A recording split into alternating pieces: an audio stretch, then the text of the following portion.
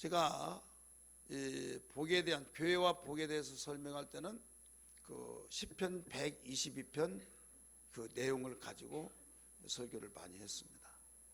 그 집회 가서도 설교를 하고 이렇게 하는 가운데 그 예루살렘의 평안을 구하라, 예루살렘을 사랑한 자는 형통하리로다, 이런 말씀이 나오잖아요. 그래서 이 예루살렘은 정치적인 도시가 되면서 종교적인 도시예요. 그래서 예루살렘 하면 오늘날 교회를 의미하고 있는 겁니다. 그래서 교회를 사랑하는 자는 형통의 축복을 받는다. 성 안에도 궁중에도 형통함의 복을 받는다. 마지막 그 9절에서는 그 하나님의 집을 위하여, 하나님의 집을 위하여 내가 그를 기도하리라, 복을 구하리로다, 이런 말씀이 나와요. 그래서 그런 사건 속에서 이 교회를 사랑하는 사람은 복을 받는다 하면서 믿는 자와 믿지 않는 사람의 복을 비교하면서 그 복을 설명했을 거예요. 어떤 비교를 했는가 하면 그 믿는 사람은 곱하기로 나간다, 믿지 않는 사람은 더하기로 나간다. 기억 많이 하시죠? 예수를 이제 전도하다가 야, 교회 나와라, 막 친구들끼리는 너 그래야 복 받는다. 그러면 반박이 뭐냐면, 야, 교회 다닌다고 복 받냐? 예수 믿는 것들이 더 못 살더라. 예수 안 믿는 사람이 더 잘 산다, 더 복 받는다, 이런 말을 해요, 안 해요? 하죠. 그러면 어떤 사람은 막 질세례하고 막 끝까지 아니다고 막 아무리 설명 한들 그들은 이미 결론을 내렸기 때문에 이 결론에 재간이 없어요. 그러니까 하나님도 못 이겨요. 하나님 힘이 없어서가 아니라 인간의 의지를 하나님 주셨기 때문에 인간이 이것이다 하면 겸손하기 전에는 자기가 그걸 포기하지 않는 이상을 이길 수가 없는 거예요. 그렇기 때문에 겸손한 자 찾아 은혜 주신다, 이렇게 말씀했잖아요. 그러면 우리는 지혜스럽게, 뱀처럼 지혜스럽고 빌가지 순결하라, 이렇게 말했잖아요. 뱀을, 마귀를 상징하고 있지만은 때로는 그렇지 않더라 이거죠. 예수님이 뱀처럼 지혜스럽고 이렇게 지혜롭게 대처한 거죠. 그럼 전도할 때 예수 믿으면 복 받는다, 그런데 예수 믿지 않으면 복 받지 못한다, 이 말이에요. 근데 그렇다고 이렇게 말을 해요. 예. 여기 불 이런데요.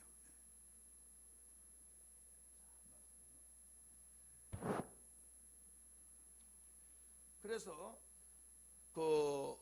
무엇보다도 이 예수를 믿지 아니한 사람들이 복을 그들은 더 받는다 이거예요. 그럼 우리는 어떻게 이야기하느냐? 어떻게? 그때는 지당한 말씀이다, 인정을 해줘야. 일단 인정을 해주되 거기에 설명이 들어가요. 예수 믿지 않는 사람은 복을 더 많이 받습니다. 그러나 이건 1단계를 보기 때문에 그랬습니다. 1단계 복을. 그러면 예수 믿는 사람은 뭘로 나가요? 곱하기로 나가고 믿지 않는 사람은 더하기로 나간단 말이에요, 복이. 그러면 믿지 아니한 사람은 더하기로 나가니까 1 더하기 1은 몇이에요? 2. 1 곱하기 1은 몇이에요? 그러면 1이 많아요, 2가 많아요? 그러니까 믿지 않은 사람이 더 복을 받는단 말이에요. 맞다 이 말이에요. 이해가 되시죠? 여러분 주변에 사실 또 그런 사람들이 있어요, 없어요? 그렇게 그들은 이제 현실적인 범사의 복만을 복으로 여기기 때문에, 신령한 복은 눈에 안 보이기 때문에 그들은 복으로 여기지 아니하기 때문에 일단 그들의 동의를 해주자 이거죠. 전도하려면 그러면 1단계를 볼 때는 예수 믿지 않은 사람이 더 복을 많이 받았다, 이걸 여기는 거예요. 그리고 또 예수 믿으면 복 받는다라고 강조하면 어떤 사람은 또 이렇게 말해요. 에이, 뭐 복을 받느냐고, 예수 믿는 사람이나 믿지 않은 사람이나 자기가 하기에 맺지 다 똑같다고. 이런 사람이 또 있어요, 없어요? 있죠. 다 똑같다 이거예요. 그때는 뭐라고요? 아니라고, 예수 믿으면 더 잘 복 받는다고, 막 이게 돼야 이길 수 없는 거예요. 그분은 그렇게 말을 했으니까 그러시냐고. 그러면서 2단계를 보아서 그렇습니다. 몇 단계요? 2단계를 보아서 그렇다 이거예요. 2 곱하기 1은 몇이에요? 4. 2 더하기 1은 몇이에요? 똑같다 이거예요. 그러니까 똑같아. 그 다음에 이제 또 예수 믿으면 복 받는다 이런 식으로 이제 설명해서 전도하면, 에이 뭐 예수 믿는 사람 복 받기 뭐 조금 나은 것 가지고 그 복이라고 하냐고 막 또 이런 사람이 있어요. 조금 나은 것 가지고 뭐 복이라고 하냐고. 그러니 비웃어 버려요. 그때는 예 그러시냐고. 맞다고. 3단계를 보아서 된다 그래요. 몇 단계요? 3단계. 3 곱하기 3은 몇이에요? 3은 9. 3 더하기 3은 몇이에요? 그러니까 6과 9는 조금 차이 나잖아요. 뭐 조금 차이 난 것 가지고 뭐 그러냐고. 그러면서 몇 단계까지 나가냐? 막 계속 나가는 거예요. 계속 나가면 나중에는 뭐 9단계 한번 계산해 보자. 9단계. 예수 믿으면 예수 믿지 않은 사람 역전된다고 하면서 막 설명하는 거예요. 그러면서 이제 9단계 설명을 하는 거예요. 9 더하기 9는 몇이에요? 18. 9 곱하기 9는 몇이에요? 18을 갖다가 거꾸로 확 뒤집어 놓으면 어떻게 돼? 81이 되는 거예요. 그래 역전이 된 거예요. 그러면서 이게 뭐 9단계에서 끝난 것이 아니에요. 계속적으로 올라가는 거예요. 올라갈 때 뭐 쉽게 1000단계를 한번 해요. 1000단계. 1000단계면 1000 더하기 1000은 2000분이 안 되지만 1000 곱하기 1000은 몇이에요? 우리 전민 소장님 왔으니까요. 몇이에요? 100만. 그러니까 1000 곱하기 1000은 곱하기로 나가니까 이건 따라갈 수가 없는 거예요. 기하급수로 올라가는 거예요. 그래서 예수 믿으면 여러분 처음에는 예수 믿지 않은 사람보다 더 복도 없고 뭐 더 복이라고 복 받는다고 복도 뭐 주시지도 않고 실망하고 시험 들고 이런 사람이 있는데요. 성경의 모든 역사가 그렇습니다. 모든 역사가 처음에는 믿지 않은 사람보다 더 어렵고 막 그럴 때가 있어요. 이때는 그래서 오직 하면 오직 의인은 믿음으로 말미암아 살리라 이렇게 말씀하셨어요. 믿음으로 살고 계속 살다 보면 어느 날 내가 그 집에서 종로로 타면서 예하고 막 별의별 말 다 하고 완전히 만신창이가 되어 짐승 취급받던 내가 어느 날 하나님의 복을 받고 그 일꾼을 좀 구하는데 나중에 그 어떤 사람이 왔어요. 아저씨 이렇게 하고 아줌마 이거 하시고. 그래서 어디서 많이 본 것 같아. 나중에 봤더니 그 사람 밑에서 완전 짓밟히면서 종로 타는 종과 같이 짐승처럼 취급받았던 그 사람이 자기를 부렸던 사람이 그 사람이 자기 집에 왔더라 이거예요. 야 세상 정말 사는 것 참 묘하구나. 내가 그 집에서 짐승 취급받으면서 만신창이 되었던 내가 그 사람을 부리고 그 사람을 쓰게 됐다는 사실이 감격하면서 이게 꿈인지 생시인지 알다가도 모를 지경이더라 이거죠. 이게 성경의 역사예요. 여러분 다니엘 보세요. 요셉 보세요. 요셉이 완전히 종이 됐잖아요. 만신창이 됐잖아요. 억울한 옥살이를 했잖아요. 나중에는 보좌에 딱 앉아가지고 그의 결정가 나지 않으면 나라가 돌아가지 않는 사건들. 다니엘 그 환관장에 의해서 죽기도 하고 살기도 하고 그런 가운데서 그는 엄청난 복을 받게 되어진 사건들. 그래서 성경의 창세기에서 요한 계시록까지 모든 사건들이 바로 이 복에 관련되어진 그 사건들은 교회와 복은 끊을 수가 없다는 걸 믿으시길 바랍니다. 우리는 교회의 한 회원으로서 어제와 이 화요일날 저녁에 고린도전서 12장 27절을 보면 너희는 그리스도의 몸이요 지체의 각 부분이나 라고 하는 말씀 속에서 우리는 교회 한 지체가 됐다 이거예요. 교회 지체로서의 우리는 주님의 몸을 이루었는데 주님이 망하신 분이 아니죠. 주님이 망하지 않는 이상 우리도 망하지 않는다 이거예요. 믿으시길 바랍니다. 왜냐하면 우리가 똑똑해서가 아니라 주님의 몸의 한 지체가 되었기 때문입니다. 주님이 망한 것 같은데 사흘 만에 부활하셔서 천하를 호령하면서 하늘이나 땅이나 땅 아래 있는 어떤 사람들도 거기에 무릎을 꿇고 하나님께 영광, 주님께 영광을 돌리게 된다라는 것을 일러주셨잖아요. 그러니까 우리가 예수 믿고 주님의 몸을 이루는 지체로서의 알아야 할 것은 절대 나는 복 있는 사람이다. 할렐루야. 복을 가지고 출발한 사람이에요. 그렇기 때문에 이 확신을 갖는 사람하고 예수 믿으면 복 받는다고 하더니 낮은 것도 없는데 눈을 깜빡깜빡 하면서 의심한다더니 이래서는 안 됩니다. 그러면 누가 가장 가깝게 염탐하고 있어요? 마귀가 염탐하고 있어요. 김 집사는 저 김자매는 저기 지금 오락가락하고 확신이 없구나 해가지고 이제 계속 긁어가지고 결국은 그게 약점으로 마귀 보인 거예요. 그래서 야, 너 교회 나가더니 잘된 거 뭐가 있냐, 복 받은 거 뭐가 있냐, 예수 안 믿는 네 친구가 더 잘 되지 않느냐 막 하면서 그런 거 볼 때 또 그런 상황에서는 다 그런 소리만 들려지고 그런 것만 보여진 거예요. 참 가슴 아픈 것이 뭐냐면요, 여러분 자작곡에 이것이 내게 복이라 이 내용이 있죠. 자작곡을 쓰게 된 동기, 여러분 한쪽에 읽어보면 간증이 나오잖아요.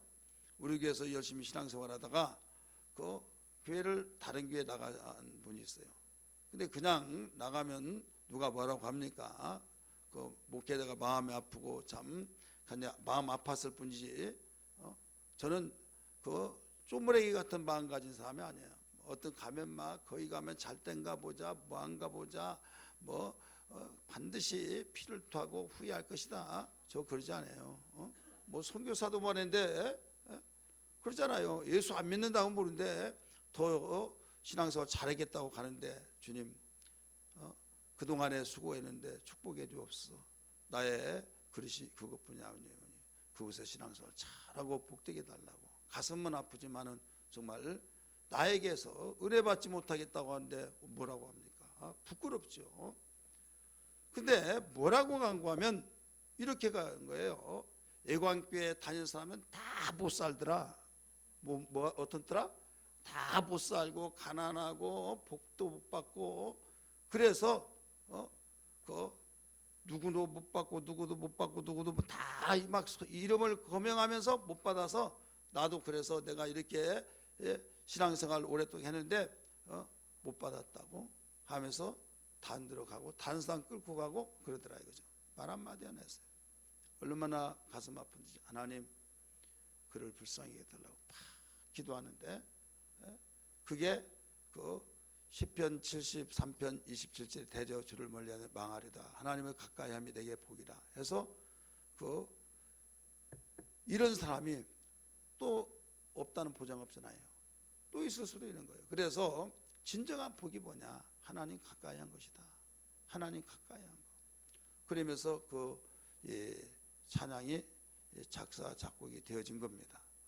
여러분, 오늘날 기독교인들이 이 복에 대한 개념을 알지 못하고 복이란 진정한 의미를 알지 못하고 세상에서 미신을 섬기고 토착신앙에 의해서 복이란 이런 것이다 라고 한 것이 뿌리를 내렸고 그걸 우리가 예수 믿으면서 새로운 피조물이기 때문에 잘못된 복의 개념을 완전히 없애버리고 새롭게 복이란 이런 것이다 라는 것을 그 위에다가 심고 가꾸어서 우리가 기독교의 성경이 복의 근원 되신 하나님이 일러주신 그 복을 바로 알아야 할 텐데 그러지 못하고 세상의 그 복의 개념 위에다가 기독교에서 가르쳐준 복, 그러면 그게 먼저 기초가 되어지고 이미 자리를 잡아서 기독교에서 주님이 가르쳐준 복의 그 자리는 쓸 자리가 없는 거예요. 그러다 보니까 물질의 복, 자녀가 잘 되고 사업이 잘 되고 막 이런 부분들을 세상의 그런 물질적인 거 이런 복으로만 충만하고 거창하면 복 엄청나게 받았다고 하고 그런데 그게 없으면 복 못 받았다고 하더라고요. 개척하면서 어떤 일이 있었는가 하면 1년에 한 5-6번뿐이 교회 안 나옵니다. 5-6번. 그리고 교회를 나오지라는 거예요. 그런데 어느 날 신방을 갔더니 수저통에도 딱지가 붙어 있고 TV에도 딱지 붙였고 뭐 의자에도 모두 다 스티커가 붙었어요. 그 스티커 붙어가지고 법원에서 와서 다 붙여놓은 거예요. 너무 가슴이 아프더라고요. 그런데 어느 날 이사 간다고 그래요. 그래서 그 이사를 가는데 그 중계동 그 집을 지어놓고 이사를 이제 예배드려 달라고 해서 예배드리러 가는데 제가 여기는 전세가 얼마예요? 그랬더니 샀대요. 아, 되게 미안하더라고요. 이게 샀냐고 아니면 어떻게 이렇게 물어봐야 하는데 전세가 얼마냐고 저는 높여서 말했어요. 사골세가 얼마냐고 이랬는데 왜 얼마 전까지만 하더라도 스티커 붙여놨는데 그 다음에 집을 산다고 꿈에도 생각하지 못했어요. 월세가 얼마냐고 그보다 전세가 얼마냐고 하는 것이 훨씬 낫잖아요. 그랬는데 샀대요. 하늘이 놀러오더라고요. 얻어맞는 것 같았어요. 근데 어떤 분이 그분이 정말 집사님인데 그 집사님 하나님께서 복을 엄청나게 주셨다고 하면서 막 하나님 복 주셔서 이랬다고. 내가 그 날이요 설교할 때 주일날 설교 때 그랬어요. 주일날 빠지고 1년에 한 네다섯 번 나오고 절간에 4월 초발 거기 갔다가 이리 갔다가 그러면서 물질에 복 집샀다고 해서 그게 복 아니다. 왜? 이게 유혹을 받은 것 같아. 그 사람은 엄청나게 복을 주셨다고 하면서 막 저는 지금도 마찬가지지만 그때도 예수 잘 믿는 것이 복이다. 예수 잘 믿는 것이 복이지 예수 잘 믿지 않냐고 물질의 복을 받고 막 스타적이고 막 유명세 막 이렇게 떨치고 그게 복이 아니다. 그렇게 해서 아멘 아멘 했는데 그 사건을 통해서 완전 기류가 바뀌어진 거예요. 웅성웅성하면서 누구는 이렇게 복을 많이 받고 이거 안 되겠어. 그래서 부득불 그 설교를 했어요. 근데 그 동네는요 그 상계동 살았으니까 그 오래 산 사람은 다 알잖아요. 어떤 얘기로 왔다 갔다 한 사람 모르지만은 내가 가장 정보가 듣더라고요. 웅성웅성 많은데 왜 그러냐고 그랬더니 나는 그렇게 하는 사람아 하면서 그래서 이제 듣는 소리를 기동량에서 들었더니 어떤 사람을 두고 하는 말이에요. 그러면서 야 참 치사스럽더라. 돈이 그렇게 좋은가 보다 막. 근데 그 사람을 두고 하는 말이더라고요. 그러면서 완전히 미쳤지 하면 더럽게 막 그러면서 도대체 그 돈이 뭐 어떤 말인가 해서 스토리를 들어봤더니 어느 날 집을 샀고 지금이니까 자가용 뭐 19대를 있고 막 그런 시대인데 그 85년도인데 그때 1985년인데 자가용을 사고 또 그것뿐만 아니라 상가도 사고 자 집 샀죠. 상가 샀죠. 자가용 샀죠. 복음 성령 받았어요? 안 받았어요? 복 받았죠. 근데 그렇게 살면 안 된다고 막 하면서 그 내용이 어떻게 해서 샀냐 그랬더니 그게 친구들끼리 이야기는 난가 봐요. 부동산에서 샀다고. 그래, 야 부동산에 돈 많이 벌었구나 라고 하는데 나중에 야 웃기지 마 똑바로 다 털어놔 막 하니까 사실은 하면서 우리 그 일은 넘어갈 사람이 아니야 하는데 그 남편이 잘생겼어요. 어떻게 생겼다고요? 잘생겼다고 뭐 감을 잡나 모르겠지만은 근데 부동산 하니까 이제 손님들이 많이 오잖아요. 어떤 복부인이 와가지고 탁 하면서 막 하면서 한 달에 얼마 번냐고 얼마 번다 하니까 아 그러면 내가 얼마 줄 테니까 당신 나하고 살자. 나 가정이 있다. 나도 무리한 사람은 아니니까 무리한 사람 아니니까 일주일에 4번은 나하고 살고 3번은 당신 분하고 같이 살고 그러면서 이만큼 주겠다. 그것만 하고 집도 사주고 상가도 사주고 자격은 다 사주겠다. 이제 그렇게 말한 거예요. 그래가지고 이제 부인한테 상의를 했던 모양이에요. 왜 하루 이틀 뭐 일주일에 4번씩 빠질 때 거짓말도 한두 번이죠. 그래야 했더니 당신 만변하지 마. 만변하지 않을 것 같으면 하고 그렇지 하면 돼. 그래가지고 허락 아래 이제 집도 사주고 상가도 사주고 뭐도 사주고요. 자가용도 사주고 그래서 그렇게 살더라고요. 자 그게 복이에요? 복이자고요. 유혹받으려고 대답을 하나도 안 하네요. 있었던 사례예요, 사례. 지금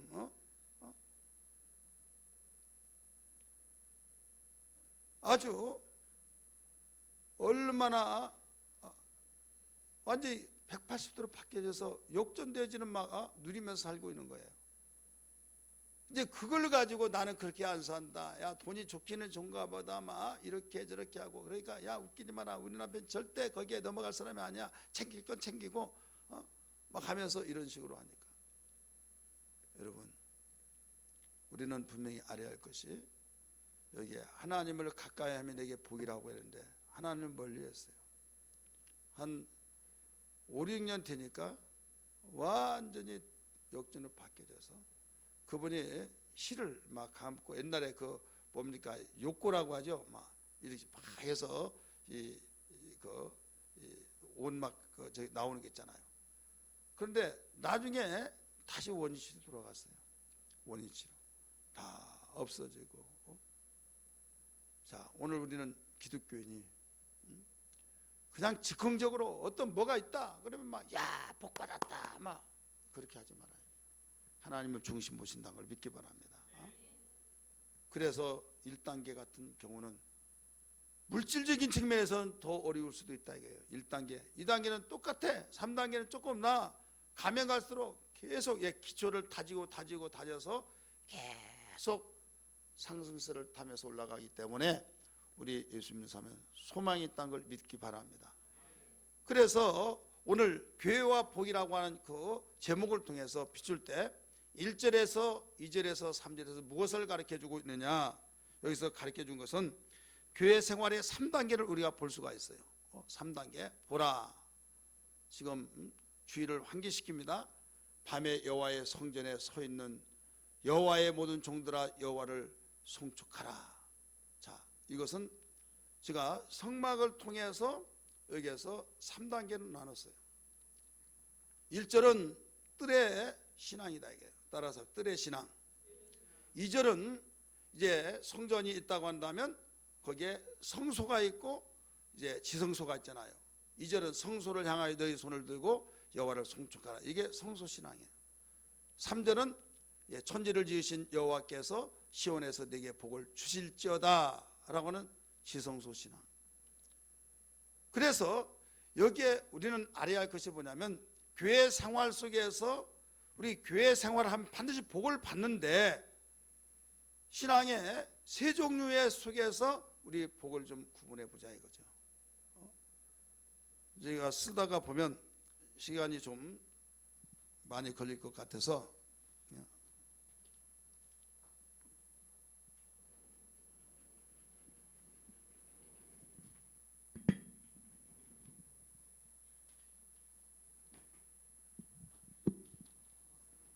보여요? 안 보여요?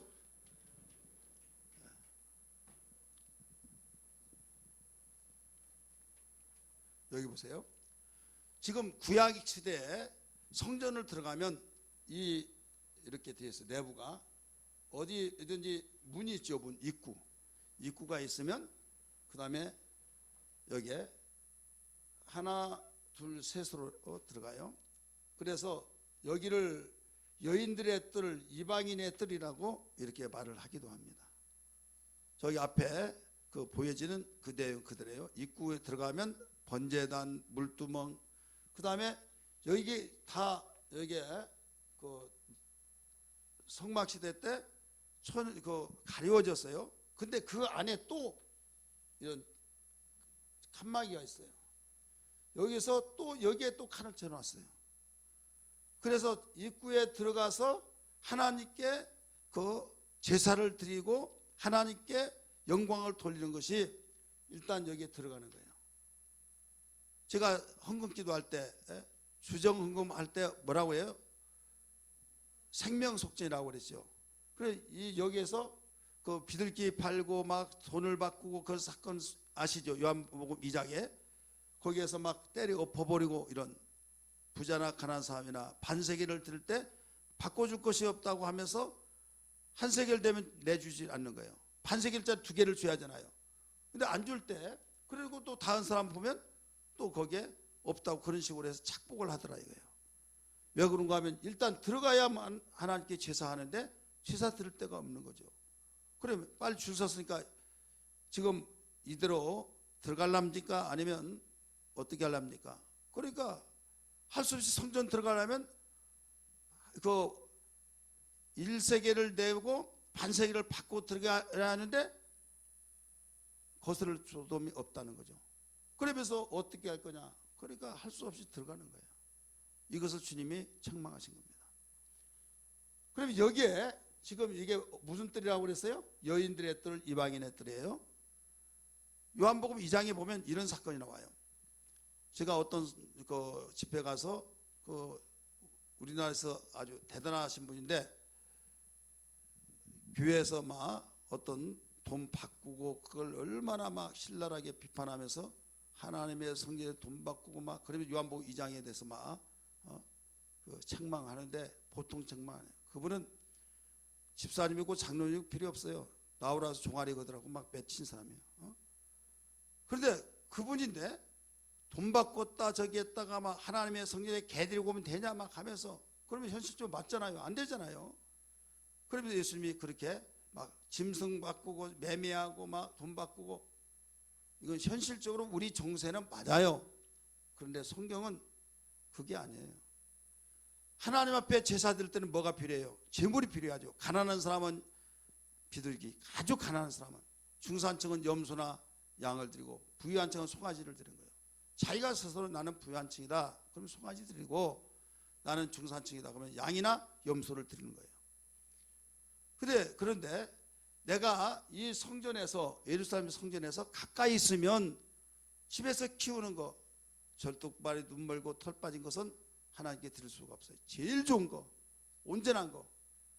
지금 가령 여기에 농협이 있는데 우리 집이다. 그러면 얼마든지 양이나 송아지를 끌고 올 수 있어요, 없어요? 있죠.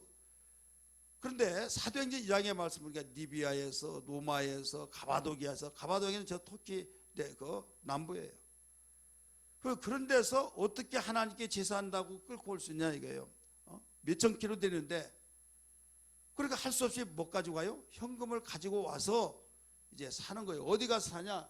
성전 들어가서 여기에 이 이방인의 뜰, 여인들의 뜰은 여기에서 송아지, 염소, 또 양 여기에 다 있는 거예요.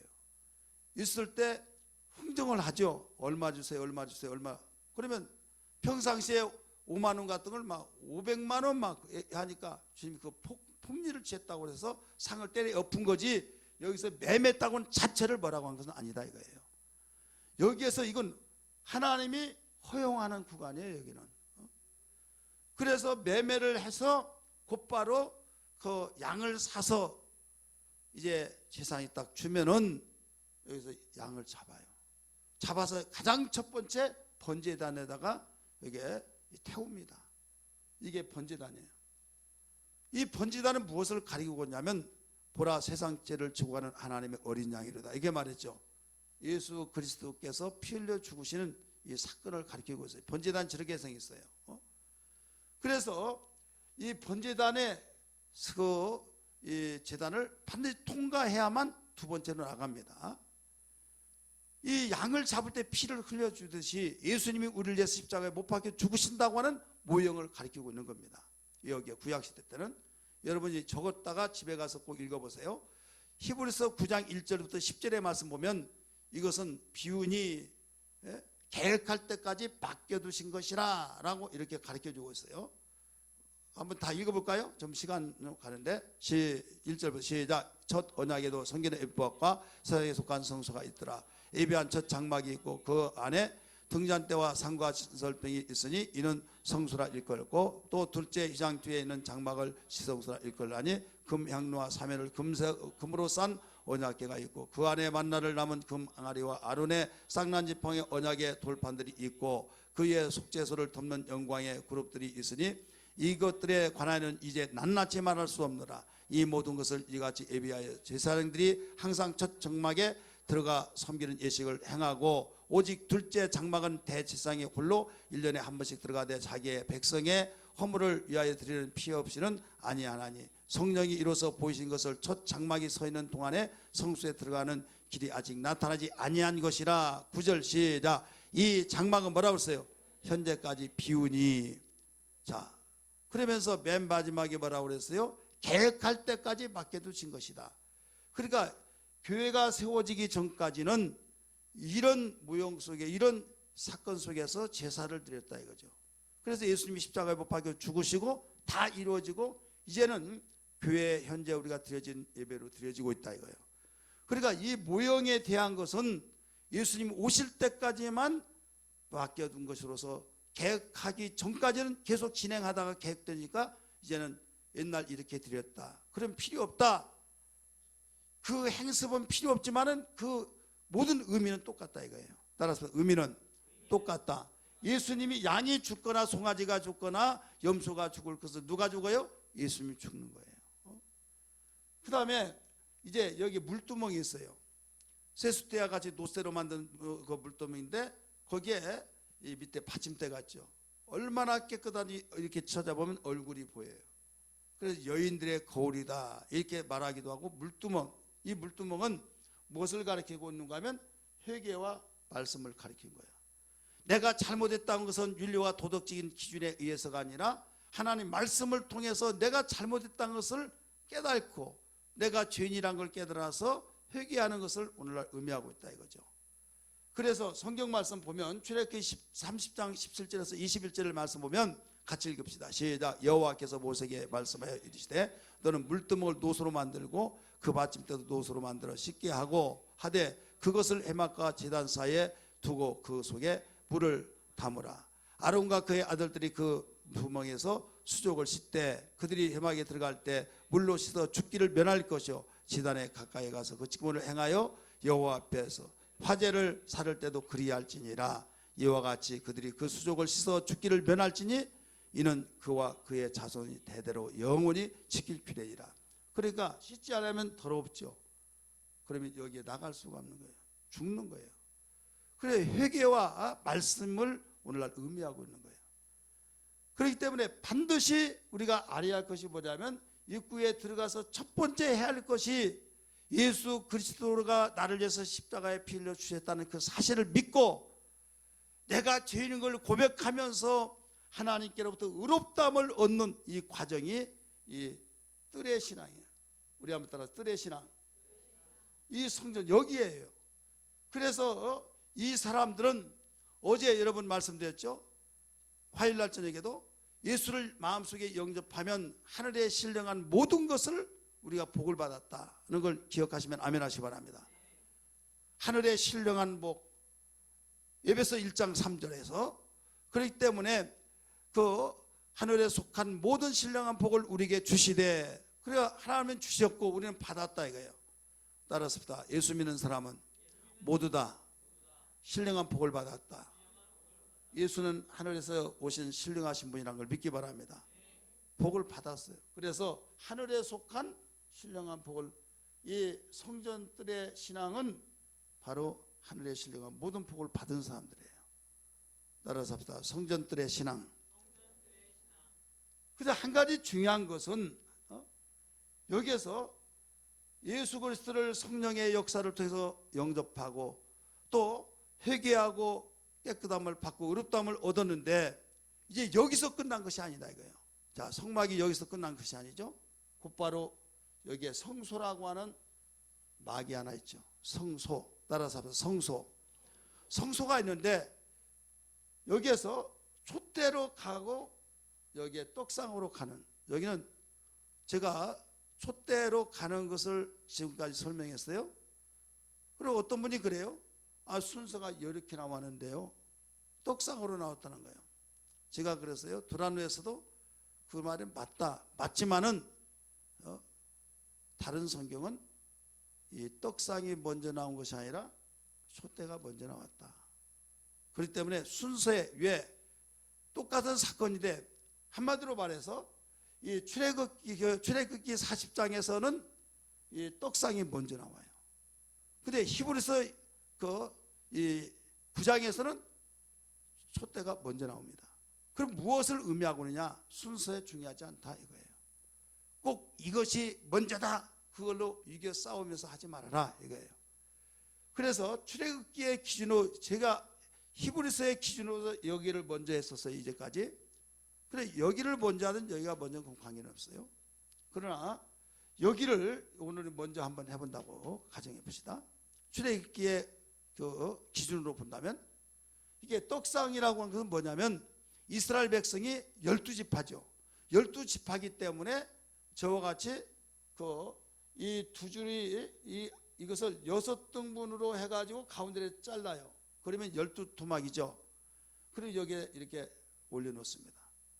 이것은 모든 12지파 이스라엘 백성들이 모두 다 하나님께 이렇게 떡상을 드려야 된다 이거예요.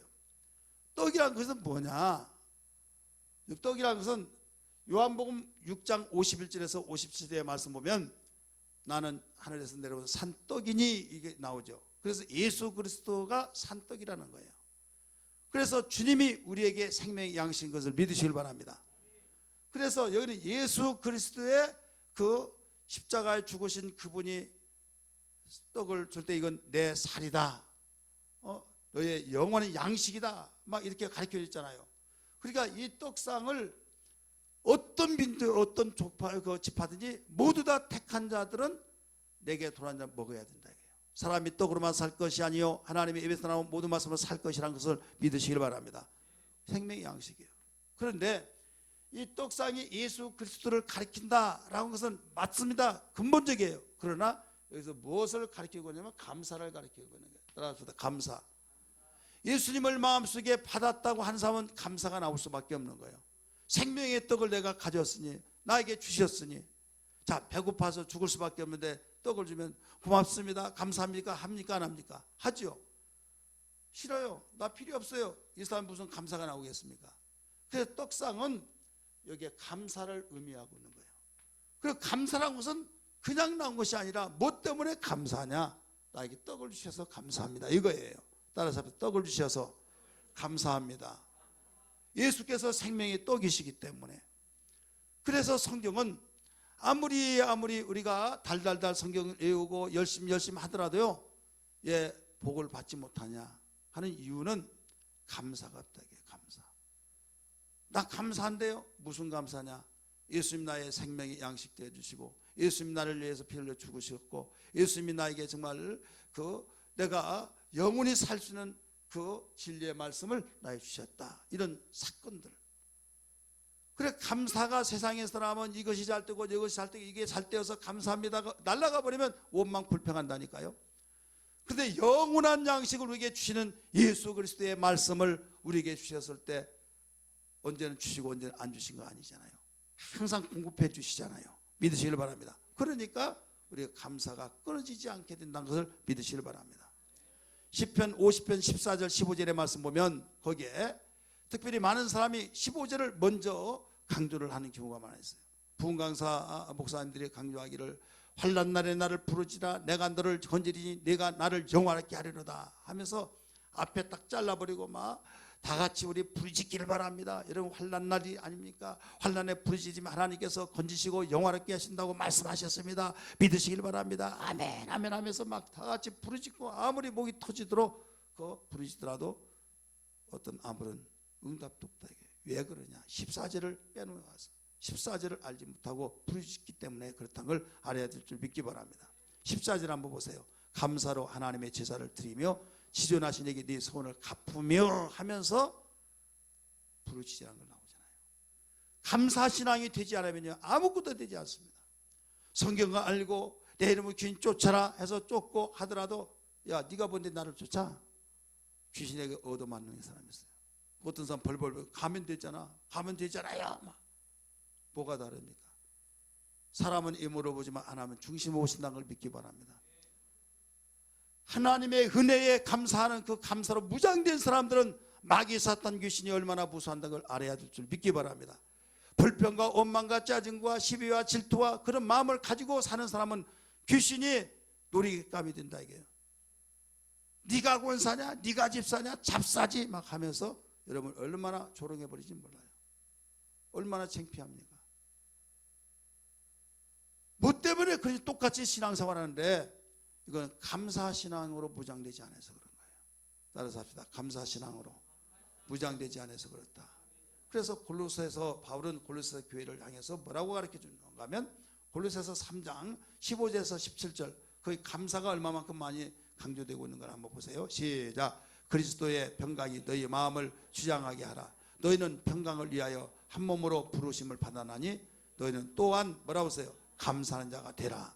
그리스도의 말씀이 너희 속에 풍성히 거하며 모든 지혜로 피차 가르치며 권면한 시와 찬송과 신령한 노래를 부르며 뭐라고 하세요? 감사한 마음으로 하나님을 찬양하고. 힘차게 읽으세요. 시작. 또 무엇을 하든지 말이나 이래나 다 주 예수의 이름으로 하고 그를 힘입어 하나님 아버지께 감사하라. 자, 감사란 말이 계속 나와야 안 나와요? 나와요. 감사신앙으로 무장하지 않으면요 생명증이 없는 거예요. 씨를 심었는데 똑같은 씨예요. 그런데 싹이 나는 씨가 있고 싹이 안 나는 씨가 있어요. 자, 싹이 안 난 이유는 뭡니까? 싹이 안 난 이유는 나도 몰라요. 안 나니까 안 나죠. 그게 해답이에요. 왜 안 날까? 그리고 나더라도 얼마 가지 그냥 빛을 보지 못하고 죽어버려요. 어떤 막 자라는데. 사람은 인격이에요. 인격체이기 때문에요. 칭찬해주고 인정하고 하면요 신바람이 나는 거예요. 신바람. 우리 교회 어느 전사님이 어떤 집사님들이 우리 교회에 대해서 물어봤더니요. 아, 너무 좋다고. 뭐가 좋냐더니 목사님이 인격적으로 대해줘서 좋다고 그러더래요. 근데 전에 우리 교회 오기 전에 어디 있었냐면 저 파주에 있었는데 어느 날 이제 찬송이 도하는데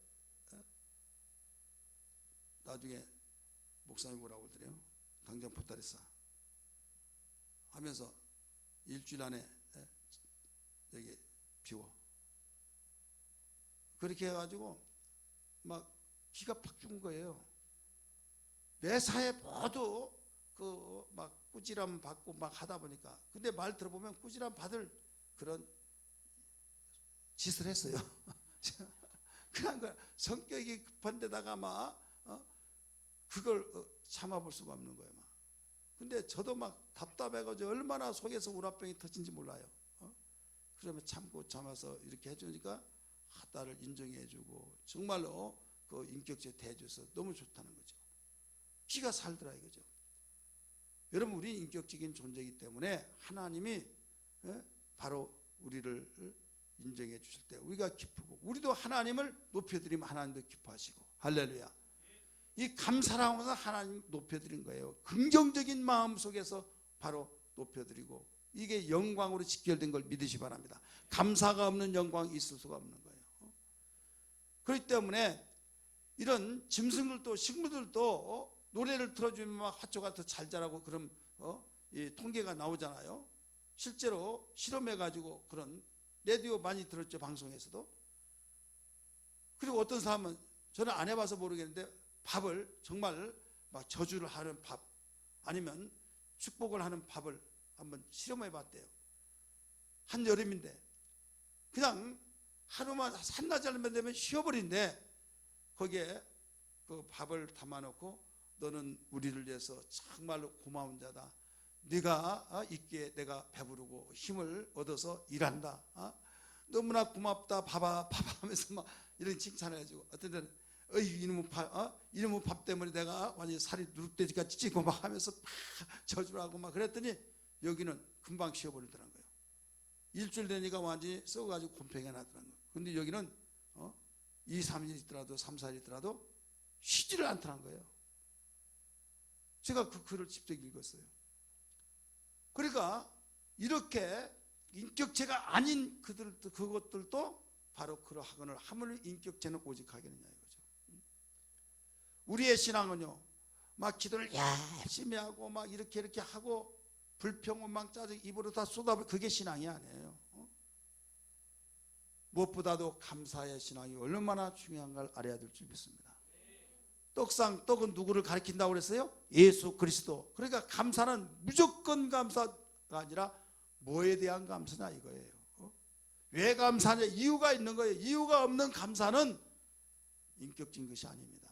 이래서 감사합니다. 이래서 감사합니다. 그 이유를 알고 감사해야 하듯이 예수 그리스도 바로 떡을, 생명의 떡을 준 것을 감사해서 이로 말미암아 내가 살게 되었고, 이로 말미암아 내가 어려운 이경 속에 있었더라도 정말 참아내고 하늘의 소망을 갖게 하심을 감사하고, 이로 인하여서 주님의 말씀하시기를 두려워하지 말라, 놀라지 말라, 또 내가 너와 함께함이니 내가 너를 도우리니, 이런 가지가지 수 없는 우리에게 이끌으시고 밀어주시고 돌봐주신 사건들을 말씀하셨으니 얼마나 감사하냐 이게요.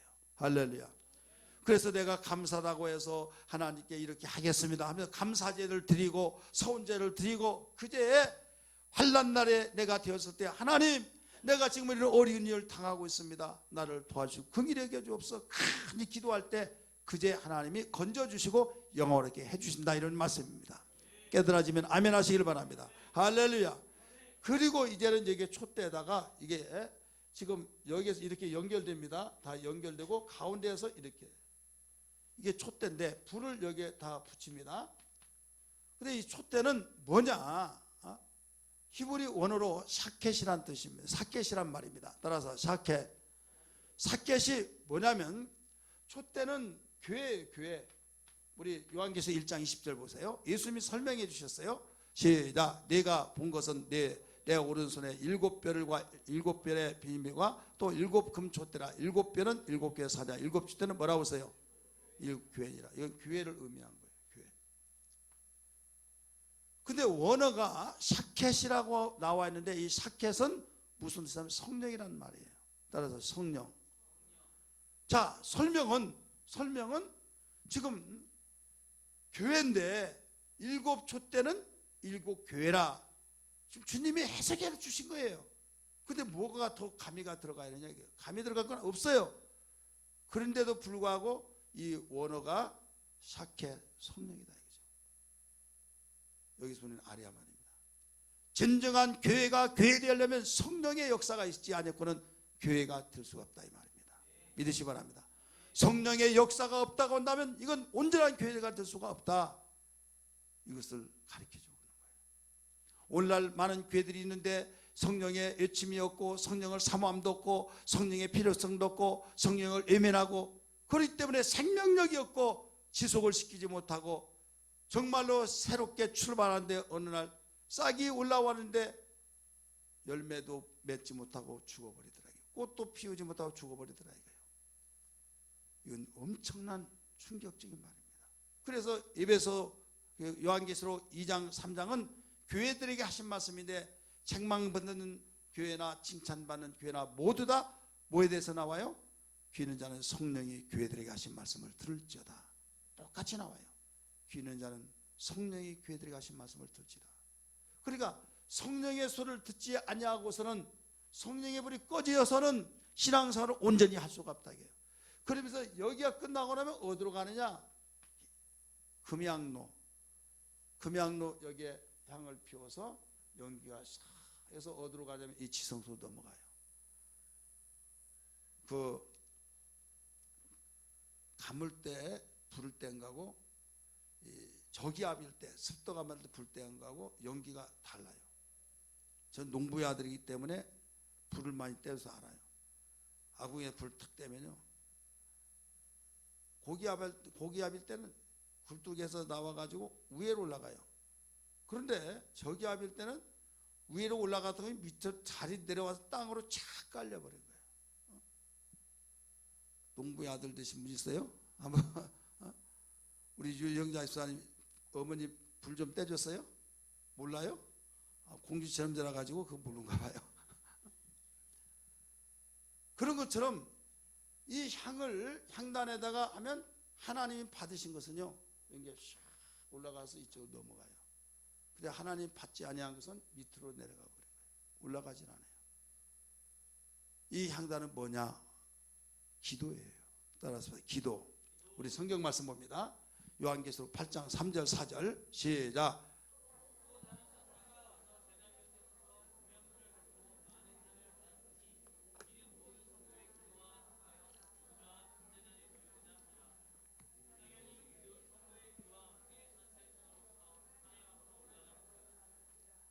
아멘.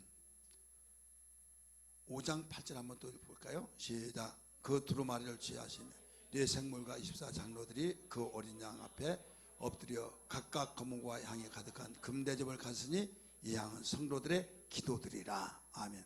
뭐다고요? 기도. 여기는 금양로는 기도를 말하고 있어요. 기도가 이쪽으로 상달돼요. 자, 오늘날 우리는 기도할 때 어떻게 하냐? 교회 딱 왔다. 이것도 필요 없어요. 이것도 필요 없고 이것도 필요 없고 필요 없고 하나님 도와주세요. 막 통성 기도합시다. 막 주여 하고 막 조금 기도가 잘 되면 아 오늘 기도가 잘 된다. 기도가 안 되면 아 이렇게 기도 안 된가 모르겠다. 그냥 이게 필요 없이 막 기도해 버린다 이거죠. 그러니까 응답을 받을 수 있겠어요, 없겠어요? 있겠어요, 없겠어요? 한번 여러분 이 사실을 통해서 나를 한번 점검해 보세요. 지금 구약시대 때는 이 단계를 철저하게 여기서 이리 가버리고 그럴 거 아니에요. 여기서 반드시 단계로 다 거쳐가는 거예요. 단계로. 그러면 계획할 때까지 맡겨둔 것이다 해서 이미 끝났으니까 아무렇게라도 하도 된다. 아니에요. 한마디로 말해서 우리는 교회에 나와서 가장 먼저 알아야 할 것이 뭐냐? 예수 그리스도예요. 나를 위해서 피 흘려준 것은 예수 그리스도. 할렐루야. 그 다음에 내가 죄인이라는 사실을 알고 하나님 앞에 말씀을 통해서 나를 비춰보면서 주님 나는 하나님 앞에 죄인입니다 라고 고백해서 의롭다함을 얻어서 물두멍의 사건을 우리는 통과해야 될 줄 믿습니다. 그렇기 때문에 이 뜰의 신앙을 반드시 우리는 소유해야 된다 이거예요. 소유해서 성소 생활에 들어가요. 성소 생활은 오늘날 교회 생활이에요. 어떤 사람이 이렇게 말해요. 아 나는 예수 믿고 나는 그 말씀을 얻었고 나는 어디 있으니 예수님 모셨으니까 나는 다 끝나 교회가 뭐 필요 있냐 이런 사람이 있어요. 자 이게 성소 생활이에요. 여기 교회잖아요. 교회 촛대. 구원파가 이걸 몰라요. 그냥 예수님 영접하고 당신 하나님의 자녀다 예수님 영접했으면 하면서 몇 월 며칠 당신 생일이 있듯이 오늘 이날을 잊어버리지 말아라. 당신은 구원받았다. 이젠 구원받았으니까 자식이 나쁜 짓 하더라도 반드시 자식이 당신은 오만잡다한 죄를 짓더라도 거듭났으니까 천국 갈 수 있다 막 해버리니까 그 믿는 것 같고. 우리 여러분에게 물어보겠습니다. 제가 여러분의 아버지보다 낫죠. 나는데 불효막심하게 짓을 했어. 그러면 불효막심했다고 해서 자식이 아닙니까? 자식입니까? 바로 그것입니다. 불효막심했더라도 자식에서 호적을 파버리고 그러는 게 아니고 바로 그것입니다 하면서 당신의 생일이 몇입니까? 언제입니까? 언제라고? 그럼 거듭났냐고. 그래서 거듭났 모르면 아니 육신의 생일도 아는데 영적인 생일도 모르냐고 하면서 거듭난 날을 오늘 이 날 잊어버리지 말라고. 이제 어떤 짓을 하더라도 천국 간다. 이렇게 가르친 자가 누구냐? 구원파라 이거예요. 이해되십니까? 그러니까 이렇게 보니까 너무 편한 거예요. 너무 편한. 내가 정말로 이제까지 교회에서는 뭐 어떻게 보면 열심히 믿어야 천국 간다고 어떻게 하면 이렇게 하여 천국 간다고 그렇지 않으면 지옥 간다고 하는데 여기 오니까 너무 편하더라 막 하면서 막 쏙쏙 들어온 거예요. 거기까지는 손색이 없죠.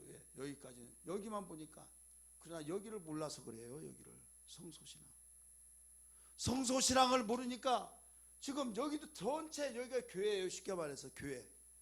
근데 여기도 교회단 말이에요. 그래서 촛대는 사켓 교회라고 그랬죠. 교회. 교회는 성령의 역사가 없이는 교회가 될 수 없다 이거예요. 그렇기 때문에 여기는 교회 안의 교회입니다. 따라서 교회 안의 교회. 많은 사람이 교회 안의 교회를 알지 못하기 때문에 교회 생활을 무시해버리고 외면하고 나는 어디 가든 예수님 마음속에 있으니까 나는 예수님 외면하지 않는다. 나 하나 예수님 내 안에 있으니까 하면서 교회도 나오지도 않고 그냥 자기 혼자 하나님 하면서 기도하고 있다. 이게 이기주의고 이 모든 사실을 무시해버리고 나간 거예요. 여러분 성령의 소리를 들어야 될 줄 믿습니다. 우리는 예수님에 관하여서 하나님의 은혜에서 감사를 알고 그 가슴속에 팍팍 심어져야 된다. 이게요. 누가 심어지게 만듭니까? 성령께서 심어지게 한 거예요. 가슴속에서 감사의 고백이 진심으로 나올 때 우리는 진정한 신앙생활을 할 수 있다는 걸 믿기 바랍니다. 그렇게 하고 기도할 때 하나님께서 들어주셔서 하나님께서 역사하신 것을 믿으시기 바랍니다. 귀로만 들었던 하나님이 아니라 실제로 하나님이 살아계시다는 것을 알게 된다 이거예요. 좋으신 하나님, 좋으신 하나님, 참 좋으신 나의 하나님, 우리의 기도를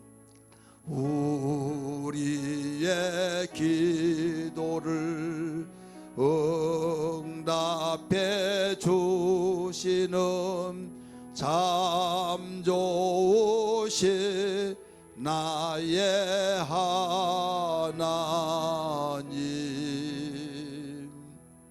저기 보세요. 여기는 성소신앙입니다. 성소신앙. 이 성소신앙은 신문대로 갚으신 축복이에요.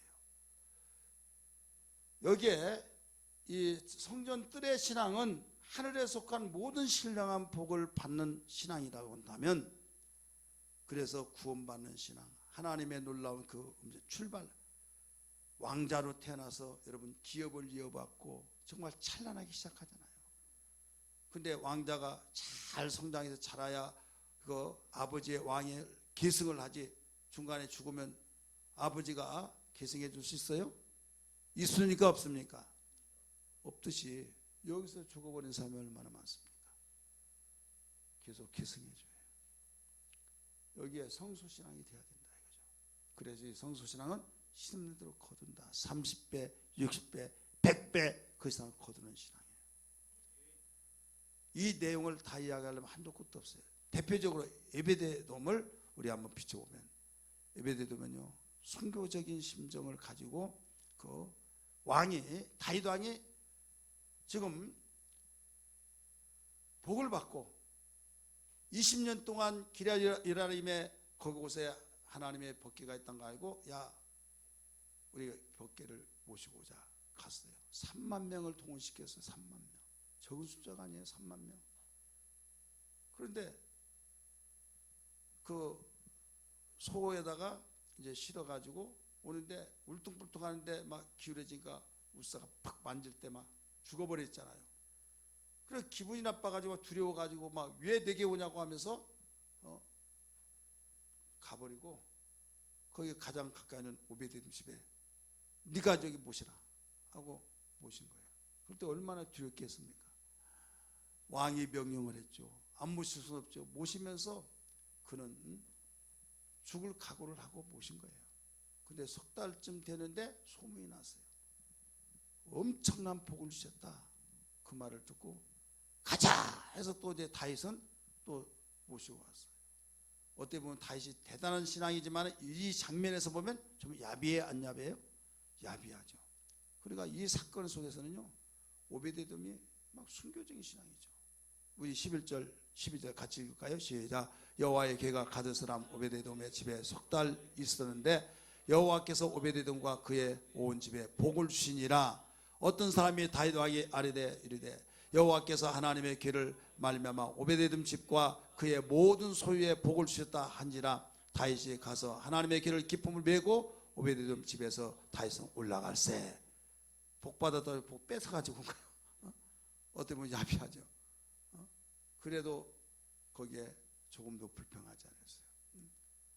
여러분, 우리는 좋은 것은 다 가져가고 못된 것만 나에게 시키냐고 하고 막 불평 원망하고 영광은 지가 다 받고 나는 완전히 이렇게 하고 막 그런 것 때문에 속상하고 시험 든 사람이 있어요 없어요? 그 말이 무슨 말인지 몰라요? 좋은 것은 지네들이 다 하고 못된 것만 나시고 구진지는 다 나한테 시키고 아주 차 마시고 그런 거면 지네들만 차 마신다고 하고 그런 뜻이고, 여러분 그거 신경 쓸 거 없어요. 하나님은 아신다. 오베데돔이 그거예요. 복 받았다고 그러니까 다시 와서 가자 해서 모셔가고, 오베데돔은 이제 복 받을 만하니까 뺏어가 버렸어. 그러니까 그래도 그거 개치하냐고 오직 순종했어요. 이게 뭐냐면 성소신앙이에요. 신문대로 갚았어요. 갚아주셨어요. 믿으시길 바랍니다. 그 다음에 여기 지성소는 뭐냐면 지성소 안에는 크게 괴가 하나 있어요. 이걸 법궤라고 합니다. 따라서 법궤. 근데 법궤 속에 세 가지가 들었어요. 하나는 하늘에서 내려온 만나가 있었고, 하나는 십계명 아시죠? 돌배가 있고, 하나는 아론의 쌍난 지팡이 있죠. 전날에 모든 12지파들이 다 지팡이를 가져오라 가지고 왔어요. 근데 아침에 살구꽃이 피어서 살구 열매가 맺힌 지파만이 내가 택하여서 제사장식품을 주는 지파다. 예, 그것 때문에 쌈박지 일어나 가지고 난리 났었거든요. 그래서 하나님이 그걸 표적으로 보여주기 위해서 그래서 아론의 이름을 쓰라고 그랬어요. 아론의 쌍난 지팡이에서 열매가 연 거예요. 그게 표징이 된 거예요. 그래서 이것을 영원한 이스라엘 백성들에게 알리기 위해서 여기다 넣으라는 거예요. 하나님 병도 넣었어요. 이게 법궤인데 여기서 만나는 예수를 성자 하나님을, 돌비는 바로 성부 하나님을, 지팡이는 능력의 성령의 하나님을 상징해서 삼일째 하나님을 가리키고 있는 겁니다. 믿으시길 바랍니다. 그래서 이 삼일째 하나님은 여기서 무슨 이 지성소의 신앙인데 무슨 복이냐? 나눠주는 복이에요. 따라서 나눠주는 복. 나눠주는 복이 뭐냐? 여기에 선교와 전도를 가리키고 있어요.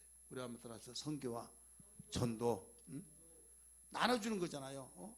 예루살렘 교회가 그렇게 훌륭하고 참 대단한 교회지만 나눠주지 않았기 때문에 완전히 산산조각이 나버린 거예요.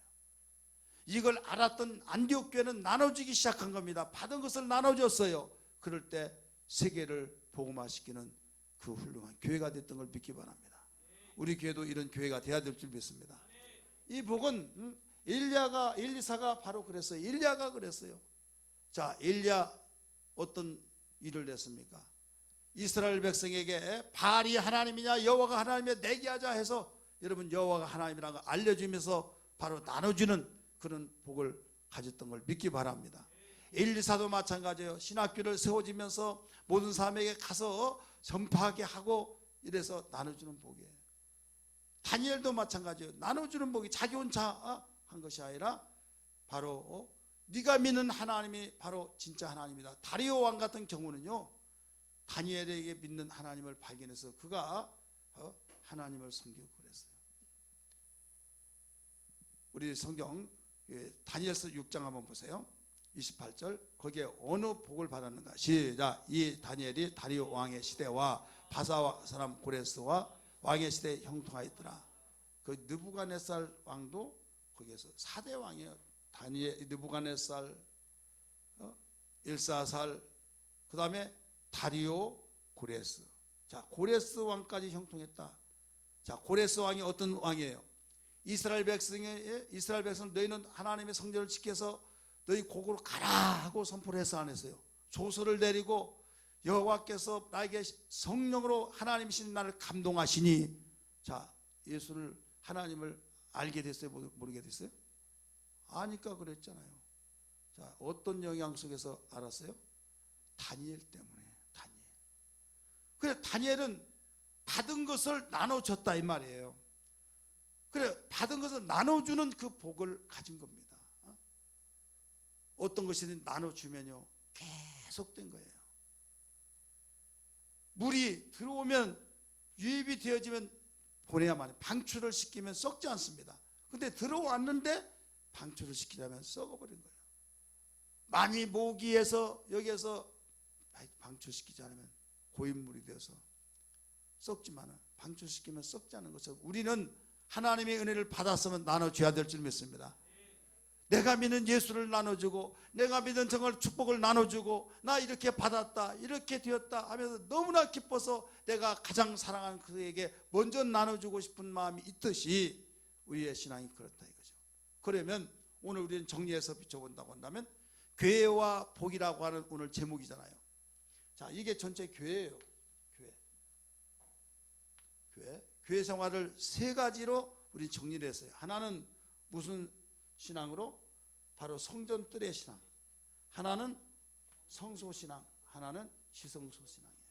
자, 성전뜰의 신앙은 1절에 나와요. 오늘 본문 말씀 1절. 우리 성경 134편 1절 말씀 봅니다. 시작. 보라, 밤에 여호와의 성전에 서 있는 여호와의 모든 종들아 여호와를 송축하라. 하나님 알고 예수님 알고 우리가 죄 사함 받으니까 하나님 송축해요, 안 해요? 하죠. 근데 성전에 포괄적 전체 성전에 서 있는 자들하고 있어요.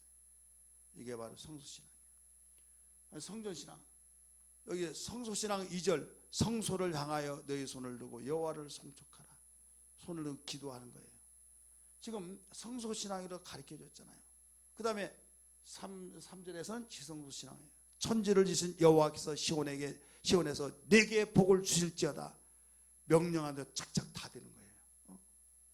바로 삼위일체 하나님께 직접적으로 개입하시고 역사하셔서 바로 하나님의 살아계심을 나타내는 역사들.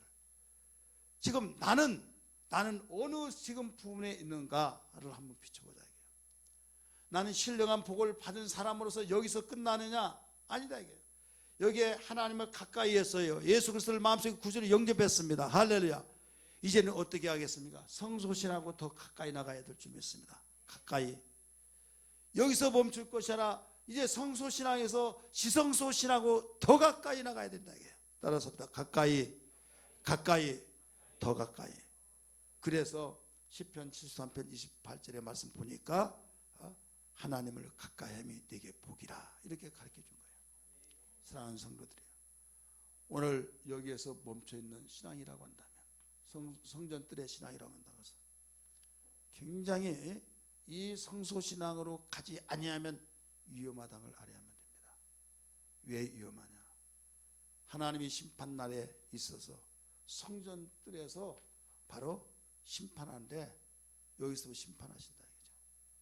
왜? 나가지 못하고 여기는 성령의 역사가 없이 좋을 때는 나가는데 어려울 때는요 하나님이 뭐고 막 이때 막 흐트러져 버리면서 인내를 못 해가지고 다 신앙이 붕괴되어 버린다 이거죠. 여러분 예수 믿다가 과거에는 막 정말 말 들어보면 대단했던 교회에 열심히 신앙생활 했는데 나중에 완전히 핍박쟁이가 되어버리고 완전히 그 강팍해서 다시 그가 주 앞으로 돌아오기 위해서 전도를 받는 사람이 되어진 경향들이 많이 있습니까? 없습니까? 있죠. 그때 예수님 오시고 그가 죽어보세요. 어떻게 되나? 그래서 성경 한번 보겠습니다. 이사야 1장 12절 말씀, 1장 12절 같이 읽습니다. 시작. 성전 바깥 마당은 측량하지 말고 그냥 두라. 이것은 이방인에게 주었은즉 그들이 거룩한 성을 42달 동안 짓밟으리라. 자, 바깥 그다음 바깥 외에는 아예 심판할 것도 없다 이게요. 왜? 타락하고 넘어지고 자빠지고 그래서 신앙 어리니까 다 포기해버리고. 요한계시록 11장 1절 4절인데 2절 말씀 같이 읽습니다. 시작. 성전 바깥 마당은 측량하지 말고 그냥 두라. 이것은 이방인에게 두었은즉 그들이 거룩한 성을 42달 동안 짓밟으리라. 같이 나오고 있잖아요. 그래서 여기는 우리가 끝까지 견뎌야 구원을 받는다는 말이 있어요 없어요? 성령 받지 아니하고 성령의 인도를 받지 아니한 사람들은요 끝까지 견디지 못한, 너무나, 왜? 예를 들어서 보세요. 모든 것이 매매를 통해서 양식도 사고 내가 필요용품을 사고 해서 생활하잖아요. 그런데 농사짓고 자급자족하지 않는 이상 다 매매해야 된다. 그런데 표를 이마에나 손목에다 표를 받는 사람은 매매가 되는데 표를 안 받으면 매매가 안 돼요. 매매가 안 된다 이거죠. 그럼 매매를 안 하면 됐지 뭐. 그러면 엄마 나 우유 사줘, 엄마 나 자전거 사줘, 엄마 나 빵 사줘. 배고파 죽겠어. 근데 여러분, 야 이거 받으면 안 돼. 그거 받으면 또 큰일 나, 지옥 가 막. 그리고 안 사주는데 아니야 막 하면 자기도 사실 배고픈데. 자, 옆에 분에게 사 먹고 싶냐고 안 사 먹고 싶냐 물어봐요. 사 먹고 싶냐 물어봐요. 사 먹고 싶다고 하겠지 다. 근데 무엇을 받아야 된다고 그래요? 표를 받아야 된다. 표 받으면 지옥 가. 너 지옥 가고 사 먹을래? 아니면 배고파 죽을 지경이 있더라도 천국 가서 안 사 먹을래? 표 안 받을래? 그럼 뭐라고 한가? 여러분이 한번 대신 대답해 봐요. 어떻게 됐나? 나 안 먹고 나 천국 가겠다. 근데 자기 자식도 삶아 먹는 시대가 된다니까요. 자식도 배고프니까 에라 뭐 있다 하면서 표 받아야 매매가 되니까 이 시대가 되어버리면, 그래서 성전 때는 아예 심판하지도 마라, 그게 뭐 끝났다 이거예요. 그래서 여기에 촛대를 가리켜서 성령 받아야 된다, 성령의 음성을 들어야 된다 이거예요. 성령의 음성을 듣고 성령의 음성을 따라 살아야 된다. 그래서 우리는 여기에 분명히, 여기에 촛대는 예수님이 설명한 교회라고 했잖아요. 여기가 다 교회라니까요. 교회 안에 교회라 이게요. 성령의 소리를 들어야 된다 이거예요.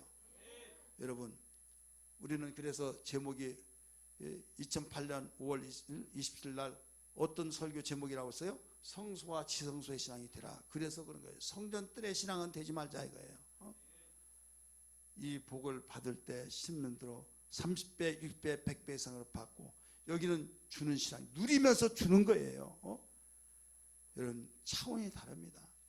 그래서 어떤 사람은 왜 교회 다니는데 그러냐 저러냐 하지만은 그 사람이 어떤 신앙이냐 이거예요. 어떤 신앙? 성전뜰의 신앙이냐, 성소 신앙이냐, 아니면 지성소 신앙이냐, 한번 스스로 진단해 보면서 오늘 기도의 제목이 무슨 기도가 되어야겠습니까? 주님, 이왕이 되면 무슨 신앙이요? 지성소 신앙 되게 해주옵소서. 최소한도 어떤 신앙은 되어야겠어요? 성소 신앙은 되어야겠죠. 성령 받아야 해요. 성령의 음성을 들어야 해요. 예수님 마음속에 영접하고 정말로 말씀을 새로워지고 그냥 좋은 환경 속에서는 그런 대로 굴러가듯이 신앙생활 하다가 조금만 어려움 당하고 핍박하고 막 왜 어머니는 우리 집에서 그렇게 신한 교회를 다녀가지고 그러냐고 막 맞아 자식들이 다 벌떼처럼 일어나면요 나중에 안 다닌다고 하더라고요. 왜 그러냐? 하늘의 신령한 복을 받았는데 싹이 나고 자라기도 전에 끊어져 버리고 죽어버리고, 싹이 나 열매를 맺어야 할 텐데 열매를 맺으면 여기 끝나버린다 이거죠. 여기서는 정말 찬란하게 시작했는데, 나는 알파오 오메가가 그런데 시작은 잘했는데 진행도 못하고 끝도 맺을 수 없어서 결국은 끝까지 견딘 자가 구원을 얻으리라 하는 말씀에 의해서 비춰보면 이건 끝나버린 것이다. 우리 여기는 되지 말아야 될 줄 믿습니다. 오늘 우리는 찬송한 양 부르고 기도하십시다. 주님, 교회와 복은 분명히 어느 단계는 복은 있다 이거예요. 복은 여기도 복이 있고 여기도 복이 있고 여기도 복이 있어요. 복의 차원이 달라요. 나는 어디를 향해서 나가야겠는가? 오늘 기도에 준비하시기 바랍니다.